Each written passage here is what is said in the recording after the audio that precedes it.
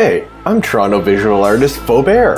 Well, I've spent most of my life in the scientific world, exploring questions in the philosophy of science and international politics.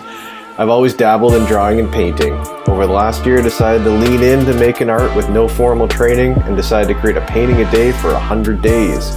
I create absurd and surreal illustrations using ink and watercolor to explore extreme emotional states, abstract concepts, and, well, really anything that pops into my head.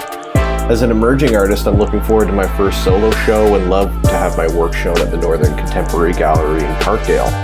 I've lived in Montreal for a few years and looking forward to making bigger and bigger pieces, and being part of their mural festival would be an absolute dream. Life is so strange, and love making art that's even stranger.